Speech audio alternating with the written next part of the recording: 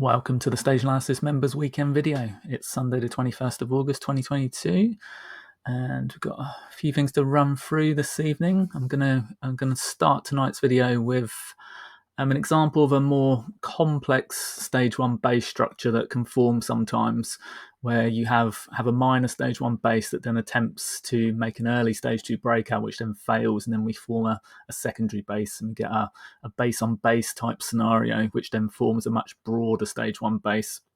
You can technically argue it's already in stage 2, for example, but it's one of the things that I've noted over the years of actually using stage analysis, that when you get a very, very early breakout into resistance, it majority of the times tends to form a much broader base structure, which takes many, many months to actually develop. So I think STRA is a really good example of that at the moment. So I'm going to start with that tonight.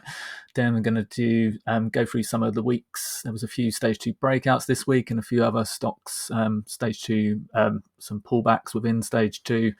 And then I want to go through the indexes, the industry groups. I'm going to do a comparison versus the two leading groups at the moment. We've got the solar renewable energy groups leading at the moment in the RS tables. So I'm going to look through what's going on there. Had a pullback week this week within their early stage 2 advance, and then we've got the coal stocks, which had a very strong week, and some of them have had huge stage 2 advances of more than 2,000% in some cases, and many hundreds of percent in others. So some really good examples in there. So I want to have a run through, have a comparison between the two at the moment, as coal is biting on the heels of renewable energy again, potentially looking to take that top spot.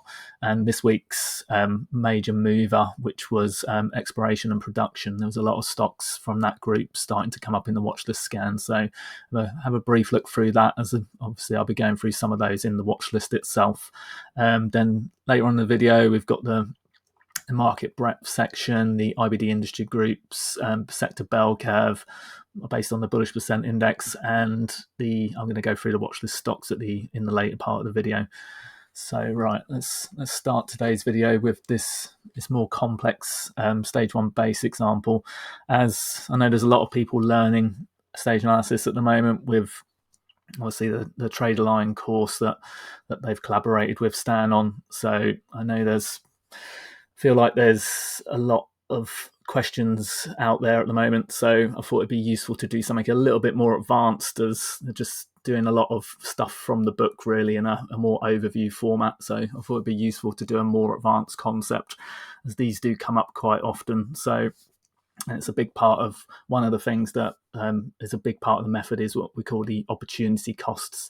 So when you have some comparable stage 2 breakouts or attempts to move into stage 2, you obviously got to consider the opportunity cost of which one is better by using obviously many different variables. Relative strength is one. I know Stan uses it less these days.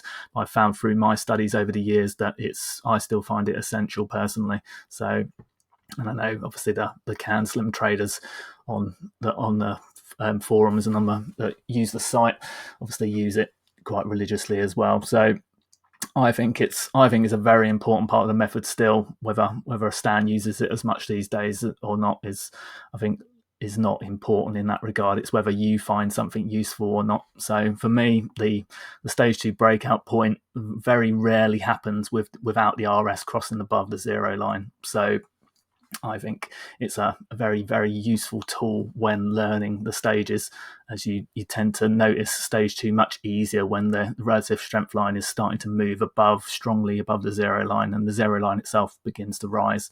So on this example here, STRA.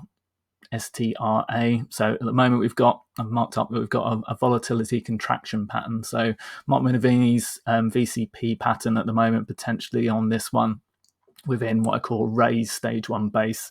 So this is something that I've come up with myself over the years. It's not an official part of the method, but it's something that comes up very, very often. So I think that it's something that needed clarifying.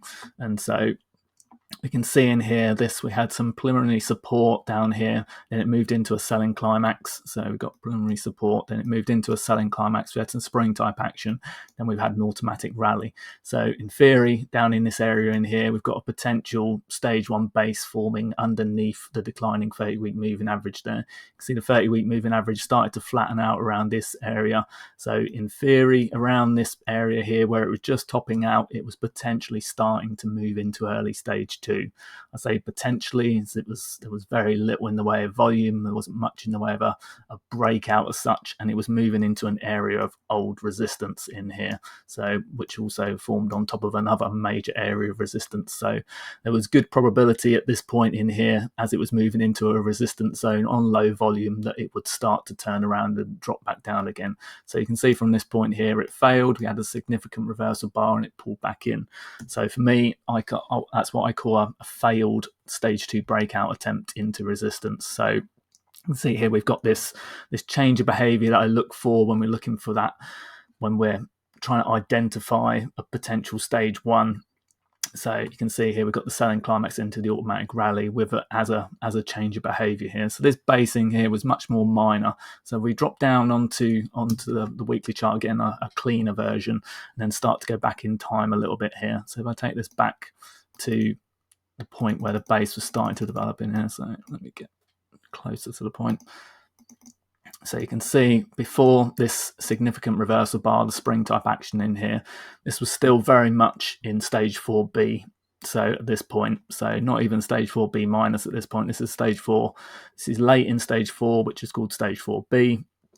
I don't think anyone learning the method shouldn't confuse themselves with the A and Bs at the moment. They should just stick with the 4 stages when learning, as it's much more difficult to learn the sub stages as well at the same time. So I would recommend just learning stage 1, 2, 3, and 4. So at this point, we're still in stage 4. We then got some move lower, reverse back up again with spring type action here, so a big reversal bar within here, so potentially a double bottom type pattern developing on this, and then we get a break up through that in the following week, not the following week, a few weeks later, and then through the still declining 30-week moving average. So at this point here, that 30-week moving average is still declining. We've still got the 10-week moving average below, so at this point I would still consider this stage 1. So some people might consider this stage 2 at this point, but you can see very much that's very, very early. There's very little in the way of the base, and there's a huge amount of overhead resistance. So even if you do consider that an early stage 2 breakout point, you've got a lot of work ahead of it potentially, and as that overhead resistance is very much in the way. And this base structure is incredibly small, so at only 3 months. So after you have a long stage 4 decline, in this one's case, we've got more than a year since it broke down decisively into stage 4. You've got multiple points where it moved into stage 4 and out of it again before finally chopping down into stage 4 around this area in June, July 2020. So it had been in stage 4 for almost coming up to 2 years at that point. So a 3-month base structure at that point is incredibly tiny. So in order to then move into stage 2, from my own personal studies, when you've had a stage 4 decline of more than a year, you're going to tend to at least need 6 months, potentially a year of basing before it can move out into stage 2 convincingly. So and you're going to get a lot of headwinds along the way otherwise. You can see the relative strength was only just moving up towards a flattening zero line at this point.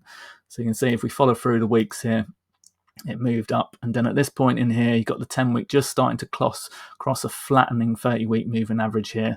So potentially at this point here, with the 10-week crossing over and the relative strength line crossing over, you could make an argument that this is now moving into early stage 2. Again, we're still moving into a major resistance zone here with big overhead. So until it's cleared that, it's still not convincingly in stage 2, but you could make a technical argument that it's maybe in early stage 2 at this point.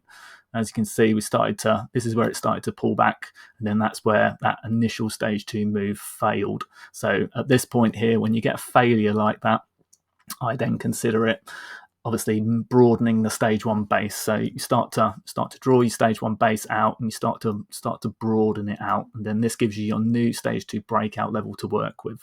So if we then move through time a bit, now you can see it developed, dropped back about 18 to 20%. We had a big reversal bar back through here. Again, at this point, some people might consider this stage 2 again, because it's already moved into stage 2, even though it failed, and it's now reversed back above a level again. But it hasn't cleared this resistance, and we've still got that original resistance to get through. So again, it fails once more, but tightens up, and then fails to break out once more, and now it's continuing to tighten up. So this is where we are currently. We've had a 3T VCP pattern develop on this. If we drop down to the daily chart, you can see this a little bit more clearly. So this is our 3T VCP pattern at the moment. So it's starting to tighten up in here. You've got potential looking for a breakthrough here and some strong relative volume. So if we get a big move up through here on strong, more than 3 times the average daily volume, then potentially that could be a new stage 2 breakout point. You can see that the moving averages now are in a much better position. So back here at that point I was just talking about, if we go back in time again, so if we look back on this chart, so flick back between the two here, so you can see this point here is where that chart ends. So if I just mark that there, so we're starting to come into here. So if I flick through to that, at this point back in April, you can see it potentially, as we said, it might just be moving out into stage 2, but look at the volume at that point. There was no volume coming in, although the relative strength line was just moving above the 0 line. It's a very, very tentative stage 2 attempt at this point, and as we know from the weekly chart, it was moving into a major area of prior resistance here. So go back to this daily chart again now, the up-to-date one. As I said, you can see the coiling pattern that we've had now. We had 4 more months of basing now, which has developed since the original low back down here. So this is what I call a broadening stage 1 base. As I was saying, you've got these two lower base structures that have developed within here, the fractal bases as such, which have now formed this much bigger structure. You've got that selling climax into the automatic rally in there and secondary test, and then it started to tighten up. So it's a much more complex base structure with 2 bases stacked on top of each other, but you can see the moving averages have now had time to get in the right order. You can see the 200-day, which is the red line here, has now obviously started to turn up even in the last couple of days. Since this, and even in the last month here, started to turn up a little bit. The 50 days above it and rising, and the 21-day moving average here is above the 50 days. So the moving averages are in the right stacking order here. We're tightening up. We've had 4 or 5 days in here, so this is now in a position to make a proper stage 2 breakout attempt, if obviously the market obviously plays ball at the same time. So if it does, that's what we'd be looking for, at least 3 times relative average daily volume on the breakout, and a strong move that clears the near-term highs. I would say at least above the 75 level there, and then that potentially would move this out into stage 2. So on the weekly chart here, you can see what I call the new top of the stage 1 base structure. So this is now the broader stage 1 base, although obviously you could say this original bit might have been considered stage 1, but as I showed you at this point in the chart down here, you were still in stage 4, so only a couple of weeks of stage 1 and then into stage 2 doesn't really cut it most of the time. So we're looking at the broad, especially after a 2-year decline. So we're looking at this broader stage 1 base structure now. We've got this VCP pattern in here, which is really, really good pattern to see at this point. You've got the 30-week moving average turning up, the 10-week moving average turning up. So we're looking for a strong weekly bar, and we're looking for exceptional weekly volume on this if it does break out, and the relative strength to then continue on to new highs here at the same time. And then that would be a much more convincing stage 2 breakout, and it will have cleared near-term resistance. Another trick that you can use with this, I say trick, it's just a visual aid as such, is that you can use the Ichimoku Cloud to show you the long-term resistance. So just the cloud, you don't need the full Ichimoku, and this shows you where the time-based resistance might be. So at this point in here, you can see there was a big, massive amount of resistance. It started to form base structures multiple times within here. You've got multiple bases, so you can see it never got anywhere near their overhead resistance, was just above and keeping it below. in down here, and now that first initial stage 2 run ran up into the old resistance and immediately stopped at the top there and came back in, and now it's had time to work through that. So one thing I've learned from studying many stage 2 breakouts over the years is that the best quality ones happen above the cloud. If you have a breakout below the cloud, then you've got much more chance of this kind of thing happening, where you end up going sideways for many months, which, as I said at the start of the video, the opportunity costs is a big part of the method, and we don't want to be going sideways for many months, as more than likely you would have got stopped out on that initial stage 2, as it pulled back almost 20%. Most people's stops are not going to be more than 5 to 10% in most cases. So it might have held on if you use the investor method stop loss and you put it below your 30-week moving average. As I said, that would have been more than a 20% stop loss. So it would have been a big old stop, and potentially you could have just got stopped out and then reversed back up again. So that would have been a big shakeout, and then you'd have had to attempt to get back in at a higher level again. So this is now our level we're watching for, stage 2 breakout point around this area here. So 74, 75 area. And as I said, you want to see strong follow through on strong relative volume with big exceptional volume on the move. So that's what's to look out for. Right, let's move on from this one. So